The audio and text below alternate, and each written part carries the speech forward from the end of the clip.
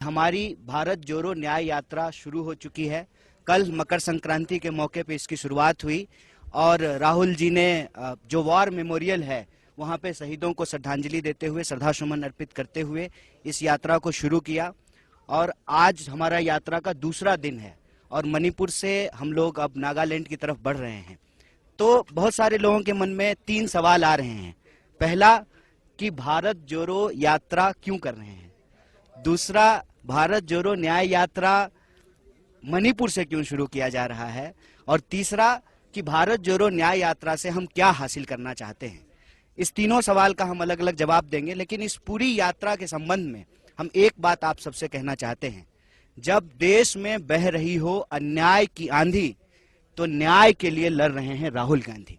ये इस यात्रा का मूल भाव है और इसी में सारी बात जो है वो निहित है।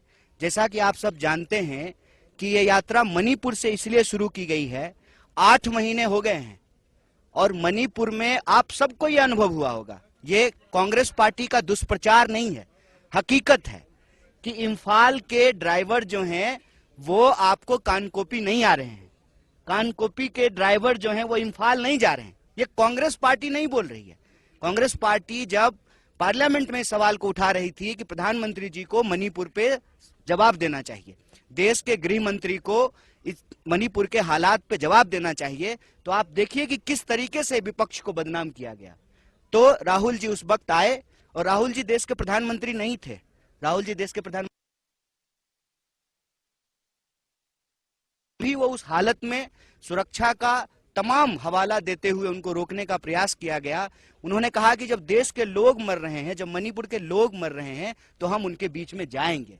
इसीलिए कल भी उन्होंने कहा कि हम मणिपुर इसलिए आए हैं कि हम मणिपुर के अपने भाई और बहनों का आंसू पोंछना चाहते हैं। हम यहाँ पर जो हिंसा की स्थिति है, जो बंटवारा है, उसको समाप्त करके शांति स्थापित करना चाहते हैं। इसलिए भारत जोड़ो न्याय यात्रा की शुरुआत मणिपुर से की गई है। दूसरी बात कि बहुत सारे लोग कह रहे हैं कि न्याय की जरूरत आज पड़ी है। नहीं, न्याय की जरूरत हमेशा से है, इसीलिए न्याय की बात हमारे संविधान की प्रस्तावना में कही गई है। लेकिन जैसा हमने आपको कहा कि अन्याय की आंधी बह रही है, इसलिए अन्याय की आंधी बह रही है कि संस्थानों को कब्जा कर लिया गया है। अगर मीडिया में सवाल नहीं उठाए जाएंगे लोगों के ऊपर होने वाले अन्याय पर, अत्याचार पर, आप सोचिए मणिपुर में अत्याचार हो रहा है, अन्याय हो रहा है, और प्रधानमंत्री जी एक बार मणिपुर का नाम लिए हैं, मणिपुर के मुख्यमंत्री को बर्थडे भी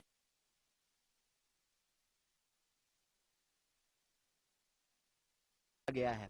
आप देखिए कि रोज जिस तरीके से इंस्टीट्यूशन आज की तारीख में न्याय डिलीवर करने में अक्षम होते जा रहे हैं, ऐसी परिस्थिति में न्याय की आवाज को बुलंद करना जरूरी है अन्याय के खिलाफ। और खास करके इस देश के भीतर जो आम आवाम है, विद्यार्थी हैं, नौजवान हैं, किसान हैं, महिलाएं हैं, मजदूर हैं, गरीब लोग हैं, जो भी साधारण व्यक्ति इस समाज में, देश में रहने वाले हैं, उनके साथ किसी भी प्रकार का जो अन्याय होता है, चाहे वो सामाजिक हो, आर्थिक हो, राजनीतिक हो, उस अन्याय के खिलाफ न्याय के लिए जो है राहुल जी संघर्ष कर रहे हैं। और यही हम आप सबके माध्यम से देश के नौजवानों से अपील करना चाहते हैं कि आप आत्महत्या मत कीजिए।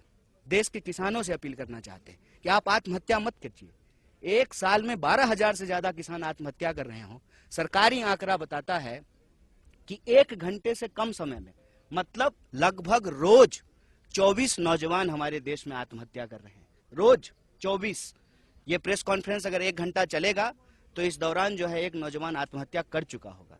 तो हम इस देश के किसानों से, नौजवानों से, महिलाओं से, सबसे कह रहे हैं, राहुल जी कह रहे हैं कि डरिए मत, सहिए मत, अन्याय के खिलाफ संघर्ष कीजिए। और यह जो भारत जोड़ो न्याय यात्रा है, इसमें आप भी न्याय योद्धा बन करके, मैं कहता हूं कि इस देश के आम आवाम को अपना स्वर्णिम इतिहास याद करने की जरूरत है। 23 साल की उम्र में भगत सिंह अगर फांसी के फंदे पे झूल सकते हैं देश की आजादी के लिए और लोगों के हक के लिए, अधिकार के लिए, न्याय के लिए, तो हमको भी अपने संघर्ष के लिए, अपने न्याय के लिए संघर्ष करना पड़ेगा। जैसे स्वतंत्रता सेनानी होते थे, उसी तरीके से संविधान को बचाने के लिए संविधान सेनानियों की जरूरत है। आप न्याय योद्धा बन करके अन्याय के खिलाफ इस भारत जोड़ो न्याय यात्रा में शामिल होइए। और यह जो न्याय यात्रा है, भारत जोड़ो न्याय यात्रा, ये न्याय के लिए है, आम लोगों के लिए। स्वाभाविक रूप से कई सारे लोग यह प्रश्न पूछ रहे हैं कि इसका चुनाव से संबंध है कि नहीं है। भारतीय राष्ट्रीय कांग्रेस इस देश की सबसे पुरानी पार्टी है, एक राजनीतिक पार्टी है। तो स्वाभाविक रूप से जब राजनीतिक पार्टी कोई कार्यक्रम करती है उसमें राजनीति होता है, लेकिन राजनीति का मतलब सिर्फ चुनाव नहीं होता है। 1947 से पहले भी इस देश में राजनीति हो रहा था, लेकिन चुनाव नहीं हो रहे थे। चुनाव अगर होते थे तो राजे राजवारों के चुनाव होते थे और उन्हीं को वोट देने का अधिकार होता था। इसीलिए हर चीज को सिर्फ चुनावी चश्मे से नहीं देखना है। यह जो राहुल जी की तपस्या है, यह तपस्या इसलिए है कि अन्याय जब देश में हो रहा हो और चुप्पी साध लिया हो लोगों ने, संस्थाएं जब न्याय डिलीवर ना कर रही हो, उसमें वो न्याय की मुखर आवाज बनकर के संघर्ष कर रहे हैं। तो आप सबके माध्यम से देश के नौजवानों, किसानों, तमाम आम आवाम को यह आग्रह करते हैं कि आप भी न्याय योद्धा बन करके इस न्याय यात्रा में शामिल होइए। यह यात्रा आने वाले दिनों में विभिन्न राज्यों से गुजरते हुए मुंबई पहुंच रही है और मुंबई तक हम इस यात्रा को इसलिए लेकर के जा रहे हैं कि भारतीय राष्ट्रीय कांग्रेस की स्थापना मुंबई में हुई थी। इस देश को आजादी दिलाया है भारतीय राष्ट्रीय कांग्रेस ने। इस देश के संविधान को, लोकतंत्र को, अन्याय के खिलाफ न्याय की स्थापना को कांग्रेस पार्टी लेकर के चलेगी। इसी उद्देश्य के साथ यह यात्रा चल रही है। आप सब भी बड़ी दूर से आए हैं, तमाम कनेक्टिविटी की इशूज को झेल करके आए हैं, तमाम तरह के प्रॉब्लम आपको हो रहे होंगे, लेकिन आप सब आए हैं, इस यात्रा में शामिल हुए हैं। इसलिए हम पार्टी की तरफ से आपको बहुत बहुत आभार व्यक्त करते हैं, आपको धन्यवाद कहते हैं। शुक्रिया कन्हैया जी। हाँ, सवाल। हाँ जी, आपने कहा कि आपको चुप करा दिया कि ब्रिटेन में जब हम अंग्रेजों के शासन में नहीं थे तो हम चुनाव राजनीति नहीं करते थे, लेकिन 1947 के बाद तो ये देश आजाद हो गया है और एक चुनी हुई सरकार देश चला रही है। ऐसे में चुनाव राजनीति को इससे क्यों अलग रख रहे हैं आप? देखिए, चुनावी राजनीति से अलग इसलिए रख रहे हैं ना कि जब भी कोई पॉलिटिकल पार्टी कोई पॉलिटिकल एक्टिविटी करती है ना, तो सिर्फ यही सवाल पूछा जाता है कि कितना सीट जीतेंगे, कितना वोट आएगा। सवाल सीट और वोट का नहीं है। जीते हुए हैं ना प्रधानमंत्री, तो 2 बार जीते हैं ना, क्यों नहीं आ जाते हैं मणिपुर? सब कुछ है ना उनके पास, क्या नहीं है? 8,500 करोड़ का विमान है, 15 करोड़ की कार है, 10 लाख का सूट है, सब कुछ है ना उनके पास। एसपीजी कमांडो है, क्यों नहीं आते हैं मणिपुर? क्यों नहीं आ रहे हैं गृह मंत्री? 5 राज्यों का चुनाव हुआ था।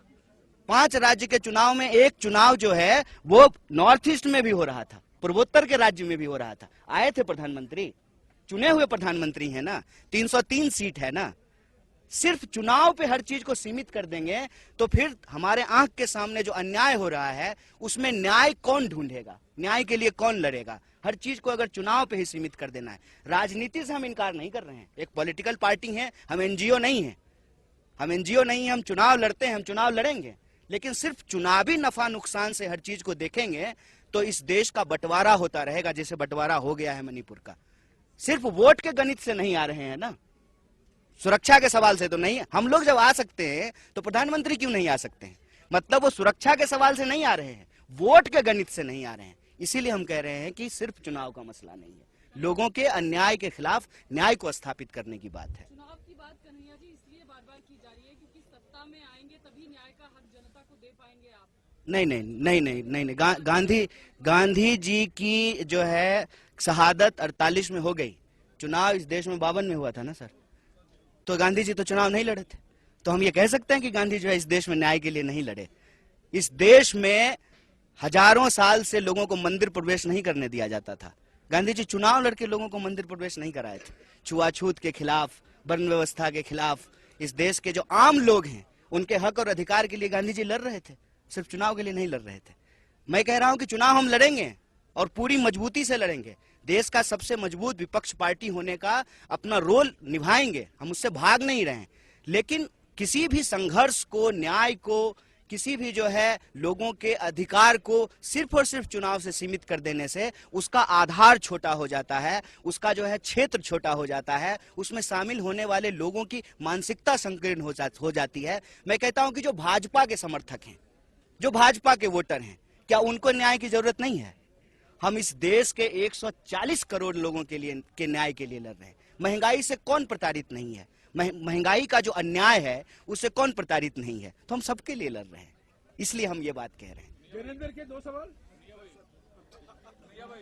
कहिए। हाँ जी, पूछिए। हाँ मोहित। एक मोहित। राहुल गांधी ने मणिपुर संवेदनशील इलाका है, यहाँ पे हिंसा हुई है पहले। कुकी समुदाय से भी राहुल गांधी की मुलाकात हुई, मैतई के लोगों से भी मुलाकात हुई। दोनों समुदायों से क्या बातचीत उनकी हुई है, क्या आश्वासन उनको उन्होंने दिया है और उन्होंने क्या अपने मेमोरेंडम उनको सौंपे? देखिए, राहुल जी ने पिछली बार जो यात्रा की थी तो उसका उद्देश्य यही था कि हम आम लोगों के बीच जाएंगे ताकि आम लोग हमसे बहुत आसानी से मिल सके। इस बार भी जब वो यात्रा कर रहे हैं तो इसी उद्देश्य को लेकर के चल रहे हैं कि सब लोग उनसे मिल सकें। यहाँ पर वो मैतेई समुदाय के लोगों से मिले, नागा समुदाय के लोगों से मिले, गोरखा समुदाय के लोगों से मिले, नागा समुदाय के लोगों से मिले और उन लोगों से भी मिले जो भारत के दूसरे इलाकों से आकर के यहाँ काम करते हैं, धंधा करते हैं, नौकरी करते हैं, दुकान चलाते हैं, सबसे मिल रहे हैं। विद्यार्थियों से मिले, महिलाओं से मिले। उन्होंने एक बात समझी है और अपनी बात वो खुद बताएंगे जब आप लोग से बात करेंगे कि सारे लोग शांति चाहते हैं। आप किसी से भी बात करके देख लीजिए, पोस्टर चाहे किसी भी समुदाय के द्वारा लगाया गया हो, सब कह रहे हैं वी वांट पीस। सबसे उनकी पहली मांग ये है कि शांति स्थापित हो, उससे तमाम लोगों का जीवन जो है वो अस्त व्यस्त हो रहा है, प्रभावित हो रहा है। हाँ जी, एक मिनट आ रहा हूँ। कहा देश में अस्थिरता है, खास करके मणिपुर की जिक्र आपने की कि दो भाग में बटा हुआ है। जेपी नड्डा ने कहा कि देश में स्थिरता और देश को आगे ले जाने के लिए आज से एक बार फिर मोदी सरकार देश भर में दीवार लेखन कार्यक्रम शुरू किया जाएगा। वो स्थिरता मानते हैं मोदी के आने से, आप कह रहे हैं उनके होने से अस्थिरता है भारत में। देखिए, वो जो दावे कर रहे हैं वो दावे में सच्चाई कम, प्रचार ज्यादा है। सच्चाई आप सब लोग यहाँ आए हैं तो ये सच्चाई आप लोगों ने देखा है। अब दिखाएंगे नहीं दिखाएंगे वो एक अलग बात है। देखा आप सब लोगों ने है कि किस तरीके से एक राज्य को दो हिस्सों में बांट दिया गया है और सरकार जो बैठी हुई है, उसके जो मंत्री हैं, मुख्यमंत्री हैं, वो सब जगह नहीं जा सकते और दिल्ली से तो लोग आ ही नहीं रहे हैं। तो स्थिरता का जो उनका दावा है वो सिर्फ प्रचार है। दूसरी बात यह है कि हम सिर्फ एक तरह के अन्याय की बात नहीं कह रहे हैं, हम कह रहे हैं सामाजिक, आर्थिक, राजनीतिक तीनों प्रकार के जो अन्याय चल रहे हैं। मैंने आपके सामने नौजवानों की आत्महत्या का आंकड़ा दिया। आप देखिए कि किस तरीके से देश में नौकरियां समाप्त की जा रही है, किस तरीके से 45 साल में देश में सबसे ज्यादा बेरोजगारी है। तो जो रोजगार का सवाल है, महंगाई का सवाल है, जो किसानों की आत्महत्या का सवाल है, महिलाओं के ऊपर होने वाले अत्याचार का सवाल है, जिस तरीके से सरकारी संस्थान को समाप्त किया जा रहा है या अपने दोस्तों के हाथ होने पौने दामों में बेचा जा रहा है, जिस तरीके से एक तरफ दावा करते हैं कि हमारी इकोनॉमी 3.5 ट्रिलियन की हो गई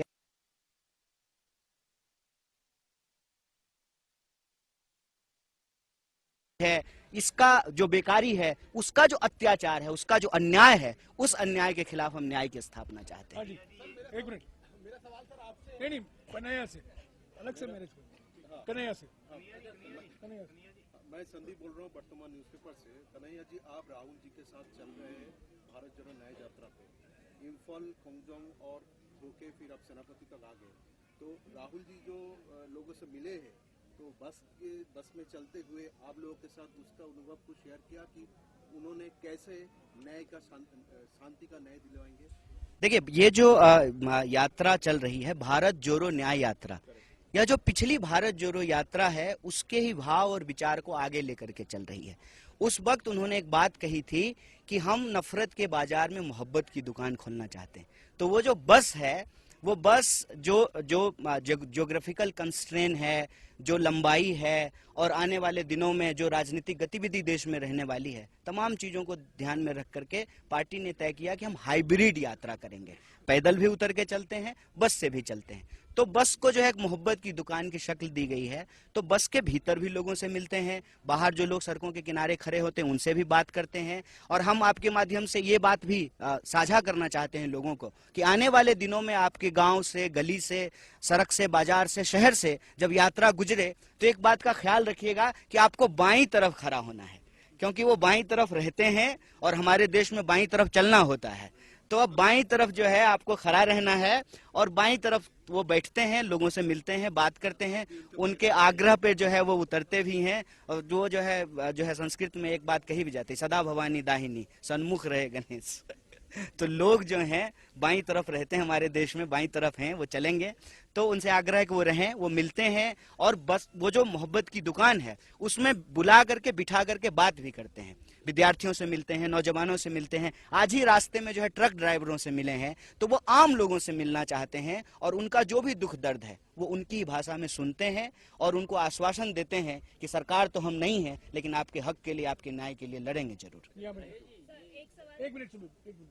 सर एक सवाल, क्योंकि आप न्याय की बात कर रहे हैं, तो आप न्याय के लिए लड़ रहे हैं, सिर्फ बात नहीं कर रहे हैं। न्याय के लिए लड़ रहे हैं सर। कांग्रेस पार्टी की तरफ से एक और डिमांड रखी गई थी, जो कॉन्सिक्रेशन सेरेमनी हो रही है अयोध्या में, आपने बोला था प्रेसिडेंट को करना चाहिए, प्राइम मिनिस्टर को नहीं करना चाहिए।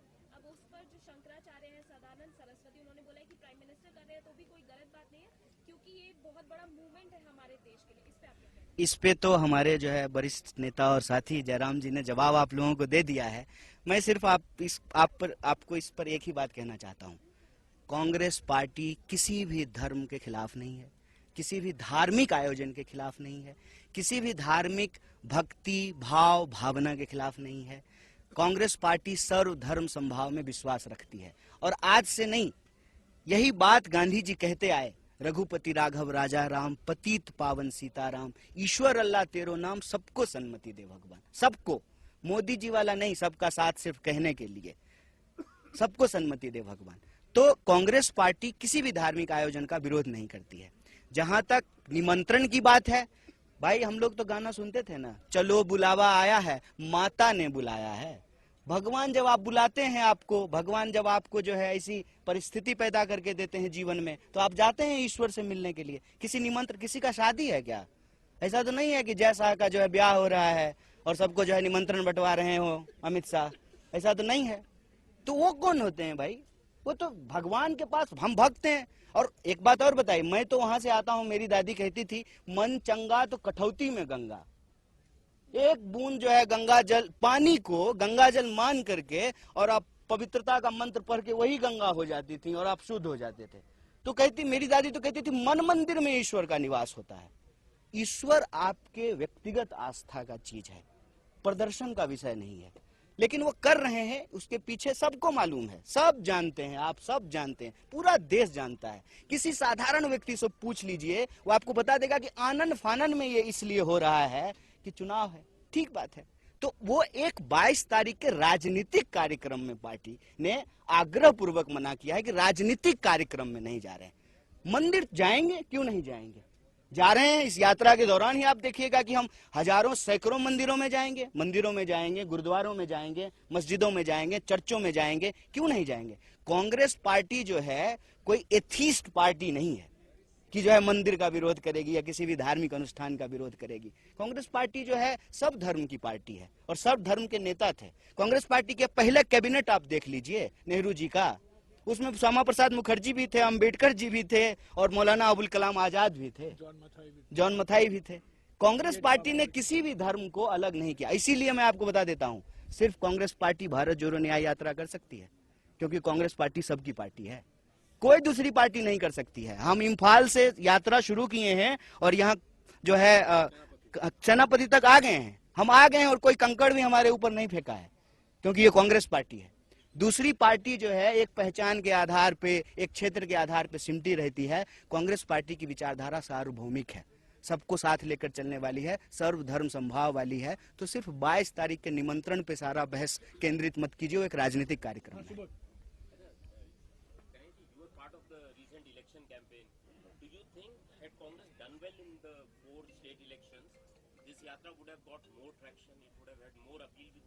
That I already answered कि both of the yatra, whether it is Bharat Jodo Yatra or the Bharat Jodo Nyay Yatra, its purpose just not electoral. There is a like demands of the people, there is a pain of people, there is problem amongst the people. We want to resolve those things and we have clear cut understanding about yatra. Yes, doing by the political party, but not just for the electoral gain and or the electoral impact. और आप लोग भारत, जो आप जयराम जी या राहुल गांधी बार बार भारत जोड़ो की बात कर रहे हैं, भारत में न्याय दिलाने की बात कर रहे हैं, लेकिन उसी बीच में बार बार मोहन भागवत के बयान आते हैं। आज उनका ताज़ा बयान आया है कि जो अयोध्या में ढाया गया वो गुलामी का प्रतीक ढाया गया। अच्छा, तो ऐसे आप लोग भारत जोड़ो यात्रा मोहन भागवत जी को बोलने का है, मतलब बोल पा रहे हैं आजकल?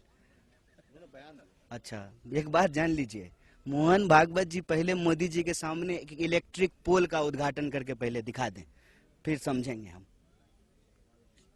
जिस आदमी का मतलब अपनी पार्टी में जो लोग संघर्ष कर रहे हो, एक कह रहे हैं बिजली का खंभा का उद्घाटन करके हमको दिखा दें मोहन भागवत।